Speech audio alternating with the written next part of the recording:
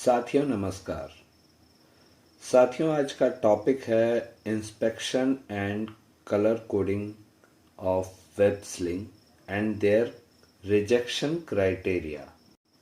चूँकि ये टॉपिक हमारे एक सब्सक्राइबर ने हमसे हाल ही में पूछा था हमारे पिछले वीडियो में, जिसमें हमने वायर रोप स्लिंग के बारे में बताया था, तो इसीलिए मैंने सोचा क्यों ना आज वेब स्लिंग के ऊपर एक वीडियो बनाया जाए। तो आगे बढ़ते हैं, वेब स्लिंग के बारे में विस्तृत जानकारी जानते हैं। तो वेब स्लिंग आमतौर पर पॉलिस्टर से बने होते हैं और भारी सामान उठाने के लिए डिजाइन किए जाते हैं। वेब स्लिंग लचीले और हल्के होते हैं और साथ ही साथ चौड़ी पकड़ वाले होते हैं, जो आपके द्वारा उठाए जा रहे भार को सुरक्षित पकड़ प्रदान करते हैं।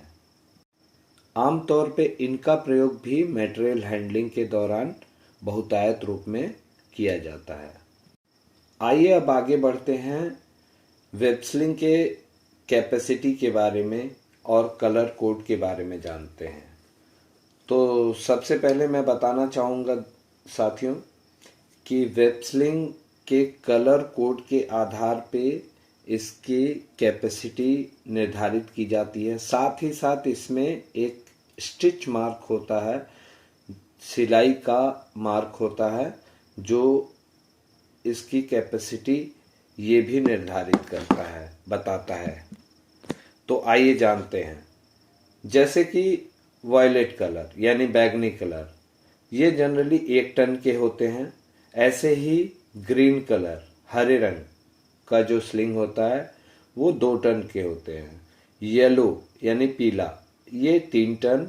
ऐसे ही grey 4 ton, red 5 ton, brown 6 ton, blue 8 ton, orange 10 ton और इससे ऊपर 25 टन के भी होते हैं, जो कि ऑरेंज तक ही बढ़ते जाते हैं। अब आते हैं इसके सिलाई के धागे के ऊपर। अगर हमारा कहीं एक धागा रहता है, जनरली हम देखते हैं वॉयलेट में, बैगनी कलर में एक धागा बीच में सेंटर लाइन में होता है। इसका एक धागे का मतलब होता है, सिंगल स्टिच का मतलब होता है 1 टन। अगर वहां 2 धारियां हैं धागे की, तो वहां 2 टन होता है। ऐसे ही 3 धागा है तो 3 टन। कहने का मतलब जैसे जैसे धागे होते हैं, जितने धागे होते हैं उतने टनेज इसमें निर्धारित किए जाते हैं।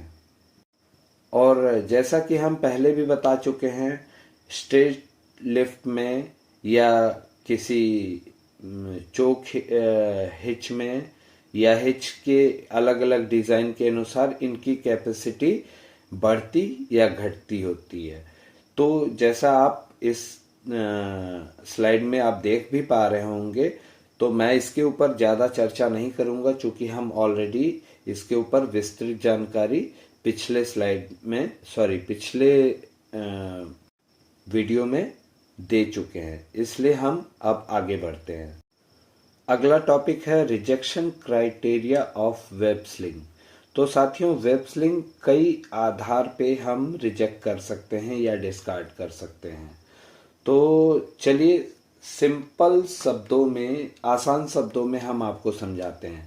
वेब स्लिंग अगर किसी कारणवश, चाहे एसिड अटैक हो, मेल्टिंग इफेक्ट हो या वेल्ड स्पेक्टर्स के कारण या अन्य किसी कारण से जलता है या जलने के मार्क बन जाते हैं, तो हमें ऐसे वेब स्लिंग को रिजेक्ट कर देना चाहिए।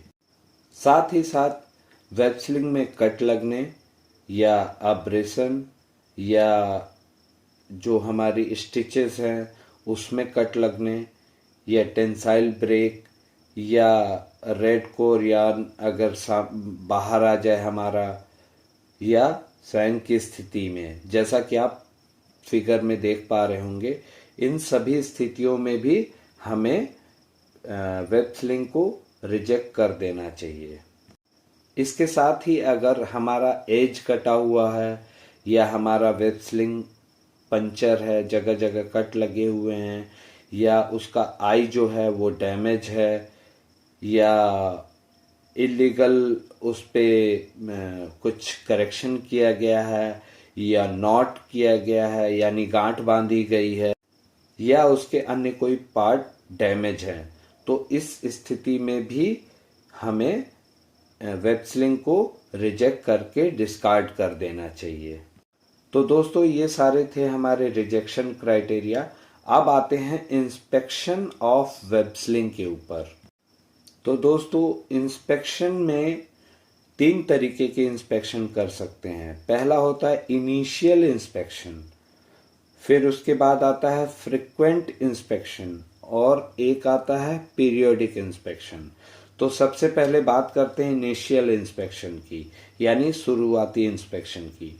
जब कोई नया स्लिंग या कोई ऐसा स्लिंग जिसे रिपेयर करके, जैसे कुछ चीज़ें होती हैं जो रिपेयर की जा सकती हैं, जैसे स्टिच वगैरह हल्की फुल्की वो हो, डैमेज हो, उसको सुधारा जा सकता है उस कंडीशन में। तो इंस्पेक्शन कब करेंगे? जब हमारे करेक्शन किए गए हैं, उसके बाद कंपिटेंट पर्सन के द्वारा हमें इसको टेस्ट करवाने की ज़रूरत होती है, और साथ ही साथ इसका टेस्ट सर्टिफिकेट भी लेने की ज़रूरत होती है, जिसको हम टीपीआई बोलते हैं। उसके बाद ही हम इसे यूज़ में ले सकते हैं लीगल तौर पे। फिर बारी आती है फ्रिक्वेंट इंस्पेक्शन की। फ्रिक्वेंट इंस्पेक्शन जनरली हम उसे बोलते हैं जब हम मतलब जो आदमी इस स्लिंग का प्रयोग कर रहा हो, उससे यूज करने से इस स्लिंग को चेक कर लेना चाहिए कि कहीं से कटा फटा तो नहीं या कोई डैमेज तो नहीं, उसके बाद ही उसे प्रयोग में लाना चाहिए। उसके बाद बात आती है पीरियोडिक इंस्पेक्शन की। तो दोस्तों पीरियोडिक इंस्पेक्शन एक टाइम लिमिट होता है, जैसे कि कंपनी टू कंपनी ये वेरी कर सकता है। कहीं कहीं हो सकता है 1 हफ्ते हो, कहीं 15 दिन हो, या कहीं 1 महीने हो। इस दौरान हमें एक समय सीमा के अंदर इस स्लिंग को या तो सेफ्टी पर्सन द्वारा, सेफ्टी प्रोफेशनल द्वारा, या साइड इंजीनियर द्वारा समय समय पर इंस्पेक्शन की जरूरत होती है। उसे पीरियोडिक इंस्पेक्शन कहते हैं। अब दोस्तों बात करते हैं रिक्वायरमेंट ऑफ वेब स्लिंग, मतलब वेब स्लिंग की जरूरतें क्या हैं। सभी स्लिंग जो यूज की जा रही हैं, हम इंश्योर करें कि जो भी आदमी इसे यूज कर रहा हो उसके बारे में ट्रेंड और नॉलेजफुल हो। स्लिंग को समय समय पर चेक करना या इंस्पेक्ट करने की आवश्यकता होती है। स्लिंग में समय समय पे होने वाले क्षति की आपूर्ति करना जरूरी होता है, मतलब जो भी डैमेजेस हुए हैं हल्के फुल्के, उन्हें ठीक करने की आवश्यकता होती है। स्लिंग का सही ढंग से उपयोग सुनिश्चित करें। लोड उठाने से पहले लोड और साथ ही साथ स्लिंग की कैपेसिटी और साथ में उसके हैजार्ड और रिस्क की जानकारी होनी जरूरी है। स्लिंग को सही रख रखाव की आवश्यकता भी होती है, और साथ में हमें यह भी इंश्योर करने की ज़रूरत होती है कि स्लिंग कभी भी ज़्यादा रिपेयर करने की ज़रूरत है तो उसे डैमेज करार करके और डिस्कार्ड कर दिया जाना चाहिए। तो दोस्तों उम्मीद करता हूँ कि ये जानकारी आपके लिए काफ़ी होगी, यह जानने के लिए कि वेब स्लिंग का इंस्पेक्शन कैसे करें, और साथ में उसके कलर कोडिंग और धागों के मार्किंग के द्वारा कि उसकी कैपेसिटी क्या है, और साथ में उसका रिजेक्शन क्राइटेरिया क्या है। तो दोस्तों अगर वीडियो पसंद आए तो प्लीज़ मेरे चैनल को सब्सक्राइब करें, वीडियोस को ज़्यादा से ज़्यादा शेयर करें और लाइक करें, और अगला जो भी वीडियो आपको चाहिए आप प्लीज़ कमेंट बॉक्स में ज़रूर बताएं। धन्यवाद।